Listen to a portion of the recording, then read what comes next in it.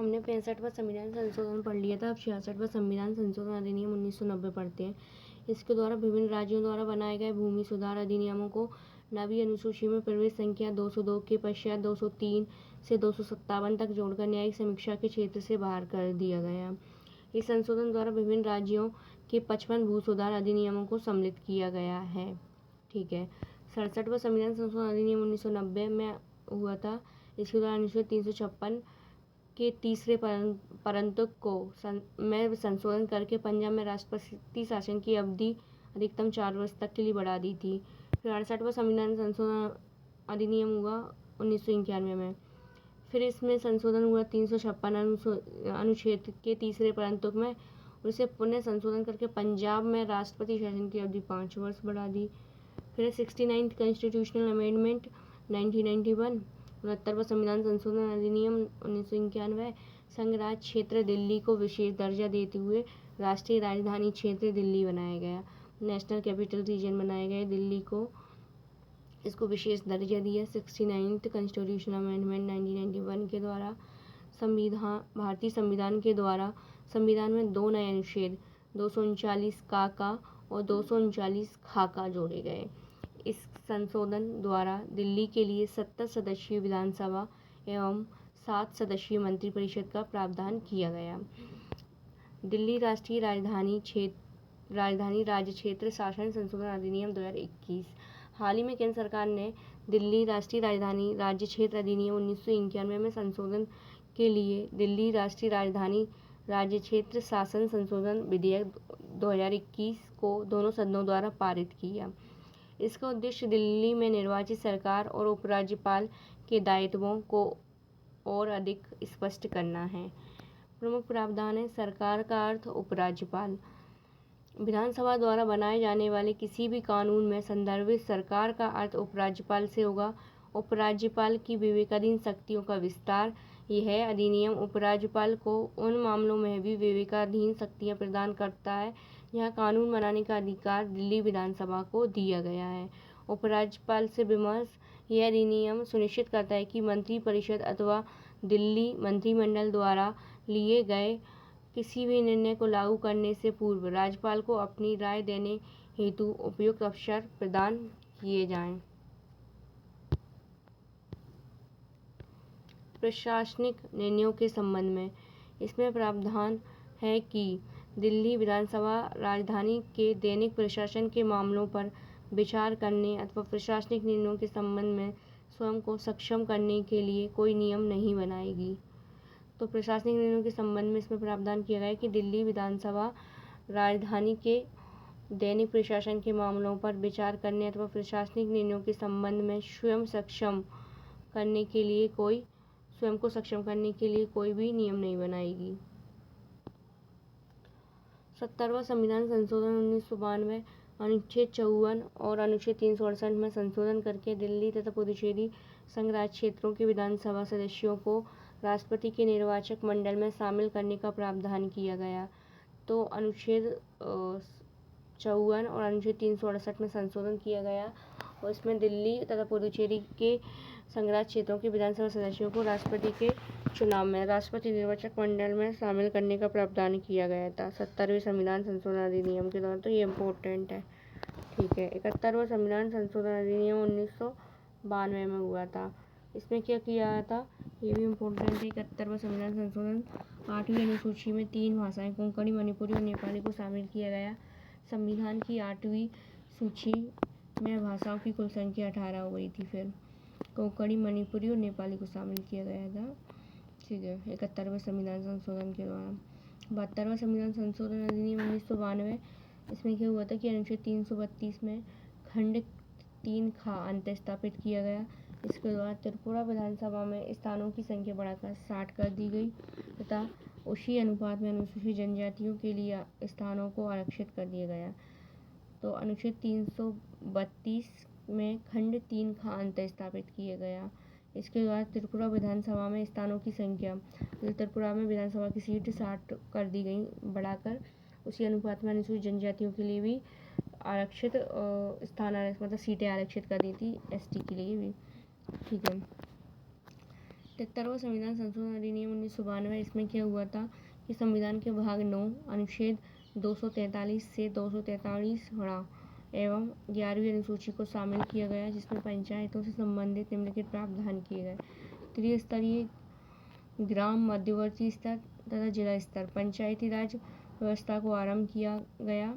पंचायती चुनावों में महिलाओं के लिए भी कम से कम 1/3 आरक्षण का प्रावधान किया गया। पंचायतों का वित्त पोषण राज्यों की संचित निधि से करने तथा पंचायतों का वित्त अवलोकन करने के लिए राज्य स्तर पर एक वित्त आयोग का गठन किए जाने का प्रावधान किया गया। कौन से अनुच्छेद में?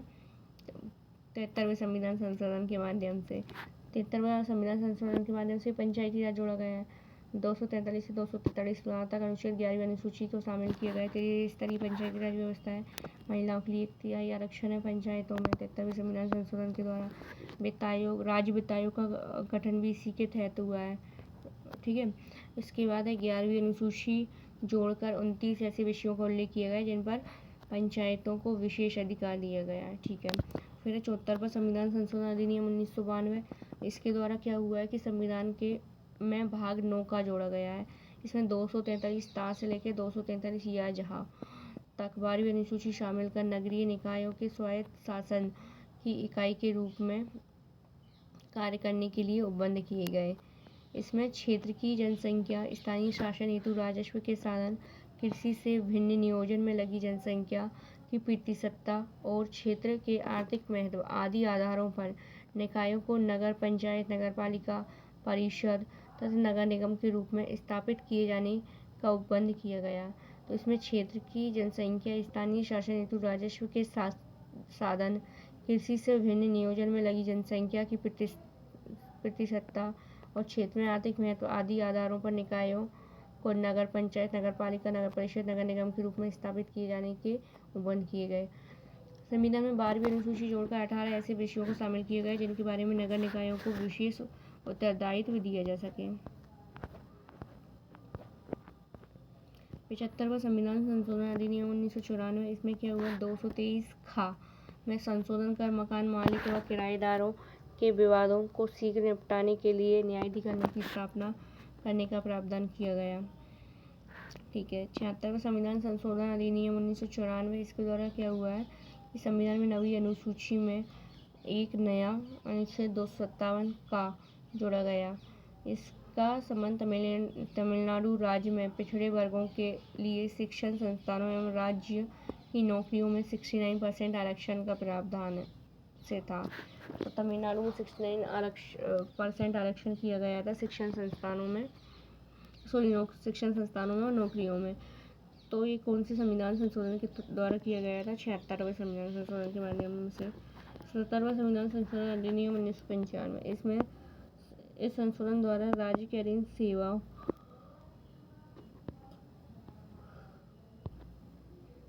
सेवाओं में अनुसूचित जातियों एवं जनजातियों के सदस्यों को पदोन्नति में आरक्षण देने का प्रावधान किया गया। तो इसके अधीन क्या हुआ कि राज्य में SC ST के लोग हैं तो उनको ना प्रमोशन में आरक्षण मिलेगा। और इस आशय से संविधान में एक नया अनुच्छेद 16(4) का जोड़ा गया। ठीक है। 78वां संविधान संशोधन अधिनियम 1995। इसके द्वारा 9वीं अनुसूची में विभिन्न राज्यों द्वारा पारित 27 भूमि सुधार विधियों को समाविष्ट किया गया है। इसके पश्चात 9वीं अनुसूची में कुल अधिनियमों की संख्या 284 हो गई।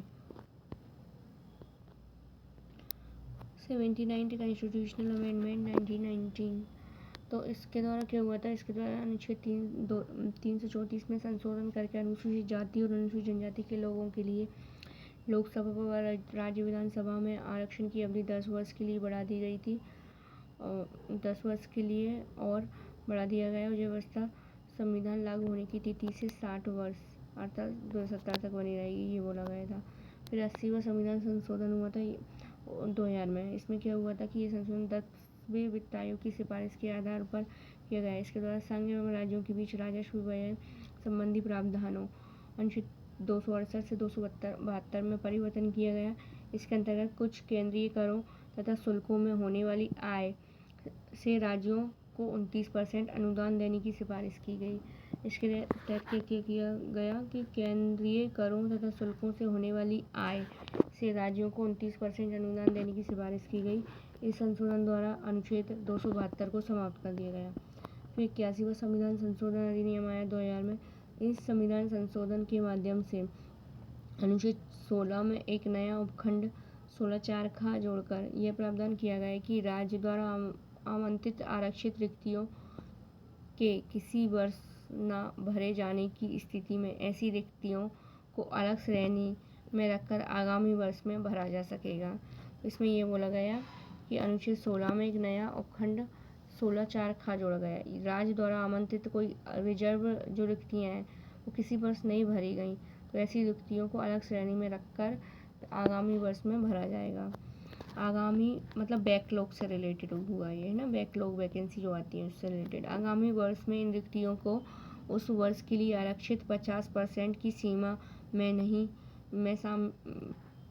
50% की सीमा में शामिल नहीं किया जाएगा। इस संशोधन द्वारा बैकलॉग रिक्तियों को 50% आरक्षण की सीमा को समाप्त कर दिया गया। बैकलॉग रिक्तियों में 50% आरक्षण की ऐसी कोई सीमा नहीं है, ये बोला गया है, ठीक है। अब 82वां संविधान संशोधन अधिनियम 2000। इसमें क्या किया गया कि अनुच्छेद 335 में एक परंतु जोड़कर निर्धारित कर दिया गया कि संघ एवं राज्यों की सेवाओं में अनुसूचित जाति SC और अनुसूचित जनजाति ST के सदस्यों के लिए आरक्षित रिक्तियों को पदोन्नति के माध्यम से भरते समय अर्हता अंकों एवं मूल्यांकन के मानकों में कमी की जा सकती है। राज्यों की सरकारी नौकरियों में आरक्षित रिक्त पदों हेतु भर्ती तथा पदोन्नतियों के मामले में अनुसूचित जाति अनुसूचित जनजाति के अभ्यर्थियों के लिए न्यूनतम प्राप्तांक में छूट का प्रावधान किया गया है। तो राज्यों में सरकारी नौकरियों में आरक्षित जो रिक्त पद हैं उनकी भर्ती तथा प्रोन्नति मतलब प्रमोशन के मामले में SC ST के अभ्यर्थियों के लिए न्यूनतम प्राप्तांकों में छूट का प्रावधान भी किया गया है। 83वां संविधान संशोधन हुआ 2000 में। इसमें क्या बोला गया कि अनुच्छेद 243 के तहत अरुणाचल प्रदेश को पंचायती राज संस्थाओं में अनुसूचित जाति के लिए आरक्षण का प्रावधान न करने की छूट प्रदान की गई है कि पंचायती राज संस्थाओं में अरुणाचल प्रदेश है वो SC के लिए आरक्षण का प्रावधान नहीं करेगा, इसकी छूट दी गई है अरुणाचल प्रदेश को, ठीक है। 84वां संविधान संशोधन अधिनियम 2001। इसमें लोकसभा राज्य विधानसभाओं के निर्वाचन क्षेत्रों के परिसीमन के लिए 1971 एवं 2001 की जनगणना के स्थान पर 2026 की जनगणना को आधार बनाए जाने की व्यवस्था की गई। तो लोकसभा एवं राज्य विधानसभाओं के निर्वाचन क्षेत्रों के परिसीमन के लिए 1971 एवं 2001 की जनगणना के स्थान पर 2026 की जनगणना को आधार बनाए जाने की व्यवस्था की गई 84वें संविधान संशोधन के तहत। और अभी भी वही चल रहा है कि 2026 तक जैसा परिसीमन किया गया था वही परिसीमन अभी चल रहा है ना। 2026 के बाद अब नई जनगणना हो रही है तो नया परिसीमन किया जाएगा लोकसभा और राज्य विधानसभा निर्वाचन क्षेत्रों का, है ना। राज्यों के भीतर पुनः परिसीमन के लिए 1991 की जनगणना को आधार बनाकर प्रक्रिया आरंभ करने की व्यवस्था की गई क्योंकि राज्यों के भीतर विभिन्न क्षेत्रों की जनसंख्या में अनियमित वृद्धि हुई थी जिसके कारण समान प्रतिनिधित्व का आदर्श लागू नहीं हो पा रहा था, ठीक है। 85वें संविधान संशोधन अधिनियम 2001 देखते हैं। संविधान के अनुच्छेद 16(4) का में संशोधन करके अनुसूचित जाति तथा अनुसूचित जनजातियों के सदस्यों के लिए सरकारी नौकरियों में पदोन्नति में लागू होने वाला आरक्षण भूतलक्षी वरिष्ठता रखी गई है। संविधान के अनुच्छेद 16(4) का में संशोधन किया गया। इसमें SC और ST के सदस्यों के लिए सरकारी नौकरी में प्रमोशन में लागू होने वाला आरक्षण जो पहले मतलब भूतलक्षी वरिष्ठता रखी गई है, ठीक है। मतलब जो जिसकी पहले नौकरी लगी है उसको आरक्षण मिलेगा, ऐसा कुछ व्यवस्था रखी गई है। इन संशोधन को भूतलक्षी वरिष्ठता का मतलब है शायद पहले से 2001 में लागू हो रहा है संविधान संशोधन, इसको 1995 से लागू किया जा रहा है, ठीक है, पास्ट से, ठीक है। तो 86वां संविधान संशोधन अधिनियम 2002 है। इसमें क्या हुआ कि प्राथमिक शिक्षा के अधिकार से संबंधित इस संशोधन से संविधान में निम्नलिखित परिवर्तन किए गए। एक नया अनुच्छेद 21 का जोड़कर 6 से लेकर 14 वर्ष की आयु के सभी बच्चों के लिए निःशुल्क एवं अनिवार्य शिक्षा को मूल अधिकार बना दिया गया। अनुच्छेद 45 को बदलकर 6 वर्ष से कम उम्र के सभी बच्चों की देखभाल एवं शिक्षा के प्रयास का उत्तरदायित्व सौंपा गया राज्य को, है ना। पहले 14 वर्ष तक के बच्चों के संदर्भ में ये व्यवस्था थी, लेकिन अब 6 वर्ष से कम उम्र के बच्चों के संबंध में व्यवस्था, इसी के तहत वो आंगनबाड़ियों का गठन होता है। नेक्स्ट है अनुच्छेद 51 का में टा वाला अनुच्छेद 11 नंबर वाला जोड़ा गया है। इसको संविधान में शामिल करके माता पिता एवं संरक्षकों को ये कर्तव्य सौंपा गया है कि वे 6 से लेकर 14 वर्ष तक के बच्चों एवं संरक्षितों को शिक्षा की सुविधा उपलब्ध कराएं। 87वां संविधान संशोधन अधिनियम 2003, इसमें क्या हुआ है कि 84वें संविधान संशोधन के प्रावधानों को बदलते हुए सभी राज्यों के निर्वाचन क्षेत्रों के परिसीमन हेतु 1991 की जनगणना के स्थान पर 2001 की जनगणना को आधार बनाए जाने का प्रावधान किया गया। साथ ही अनुच्छेद 330 में को संशोधित करके यह बंद किया गया कि राज्य के अधीन सेवाओं में अनुसूचित जातियों, अनुसूचित जनजातियों के लिए आरक्षित स्थानों की संख्या का निर्धारण अब 1991 की बजाय 2001 की जनगणना के आधार पर किया जाएगा। ठीक है। फिर है 88वां संविधान संशोधन अधिनियम 2003, इसमें संविधान में एक नया अनुच्छेद 268 का शामिल करके 7वीं अनुसूची में संघ सूची के अंतर्गत सेवा कर को औपचारिक रूप से शामिल कर लिया गया। तो 88वें संविधान संशोधन में क्या हुआ कि एक नया अनुच्छेद 268 का शामिल किया गया और 7वीं अनुसूची में संघ सूची के अंतर्गत सर्विस टैक्स सेवा कर को औपचारिक रूप से शामिल किया गया। संघ सूची में ना सेंट्रल लिस्ट में संघ सूची की प्रविष्ट 92 का अंतःस्थापन किया गया। ठीक है। 89वां संविधान संशोधन अधिनियम 2003 इम्पोर्टेंट है। संविधान में एक नया अनुच्छेद 338 का अंतःस्थापित करके अनुसूचित जातियों के लिए राष्ट्रीय आयोग, अनुच्छेद 338 की तरह अनुसूचित जातियों के लिए एक राष्ट्रीय आयोग गठित करने का प्रावधान किया गया। ठीक है। तो अनुसूचित जनजातियों के लिए एक अलग से राष्ट्रीय आयोग का गठन का प्रावधान किया गया। इसके लिए आर्टिकल 338A के तहत राष्ट्रीय अनुसूचित जनजाति आयोग का गठन किया गया। मतलब कि इसमें राष्ट्रीय अनुसूचित जाति आयोग और जनजाति आयोग को अलग कर दिया गया। अब अनुसूचित जाति आयोग रह गया आर्टिकल 338 में, और 338A में राष्ट्रीय अनुसूचित जनजाति आयोग का गठन किया गया।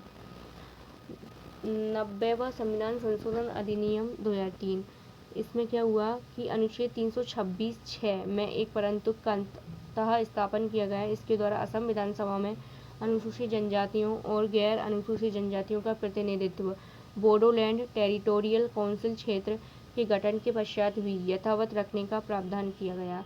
तो अनुच्छेद 326(6) में एक परंतु का अंतः स्थापन किया गया। इसके द्वारा असम विधानसभा में अनुसूचित जनजातियों और गैर अनुसूचित जनजातियों के प्रतिनिधित्व बोडोलैंड टेरिटोरियल काउंसिल क्षेत्र के गठन के पश्चात भी यथावत रखने का प्रावधान किया गया। नेक्स्ट 91वां संविधान संशोधन अधिनियम 2003, इस संविधान संशोधन द्वारा अनुसूचित 10, अनुच्छेद 75 तथा अनुच्छेद 164 में संशोधन करके मंत्रिपरिषद के आकार को निश्चित कर दिया गया। तो इस संविधान संशोधन द्वारा अनुसूचित 10, अनुच्छेद 75 तथा अनुच्छेद 164 में संशोधन किया गया और मंत्रिपरिषद के आकार को निश्चित कर दिया गया। ठीक है। और अनुच्छेद 361 का अंतः स्थापित किया गया। इसका उद्देश्य दोषियों को लोक पद धारण करने से रोकना और दल बदल कानून को मजबूती प्रदान करता है। केंद्रीय मंत्रिपरिषद में प्रधानमंत्री समेत मंत्रियों की अधिकतम संख्या लोकसभा की कुल सदस्य संख्या के 15% से अधिक नहीं होगी, ये बोला गया था। संसद के किसी भी सदन का सदस्य यदि दल बदल के आधार पर सदस्यता निर्हक करार दिया जाता है तो ऐसा सदस्य मंत्री होने पर मंत्री पद के लिए भी अयोग्य होगा। राज्यों में मुख्यमंत्री समेत मंत्रियों की अधिकतम संख्या विधानसभा की कुल सदस्य संख्या के 15% से अधिक नहीं होगी, किंतु राज्यों में मुख्यमंत्री समेत मंत्रियों की न्यूनतम संख्या 12 से कम नहीं होगी। राज्य विधानसभा के किसी भी सदन का सदस्य यदि दल बदल के आधार पर सदस्यता से अयोग्य करार दिया जाता है तो ऐसे सदस्य मंत्री होने पर मंत्री पद के लिए भी अयोग्य होंगे। संसद या राज्य विधानमंडल के किसी भी सदन का सदस्य, चाहे वो किसी भी दल से संबंधित हो, यदि दल बदल के आधार पर सदस्यता से अयोग्य करार दिया जाता है तो ऐसा सदस्य किसी भी लाभप्रद राजनीतिक पद को धारित करने के लिए भी अयोग्य होगा। ऐसे पद से अभिप्राय है केंद्र व राज्य सरकार के अधीन कोई पद जहां पद के लिए लोक राजस्व से वेतन एवं अन्य सुविधाओं के लिए भुगतान किया जाता है। केंद्र या राज्य सरकार के प्रत्यक्ष या अप्रत्यक्ष नियंत्रणाधीन कोई पद जहां उस पद के लिए लोक राजस्व से वेतन एवं अन्य सुविधाओं के लिए भुगतान किया जाता है, सिवाय जहां वेतन या पारिश्रमिक क्षतिपूर्ति प्रकृति का हो। 10वीं अनुसूची में वर्णित वह उपबंध जिसके अनुसार यदि किसी दल के 1/3 सदस्य दल बदल करते हैं तो उन्हें अयोग्य घोषित नहीं किया जा सकता। अतः उपबंध को समाप्त कर दिया गया है। इसका अर्थ है कि दोषियों को फूट के आधार पर कोई संरक्षण प्राप्त नहीं है। 91वें संविधान संशोधन तक हो गए। 92वें संविधान संशोधन अधिनियम 2003 से अपन कल पढ़ते हैं ना, या नेक्स्ट वीडियो में देखते हैं।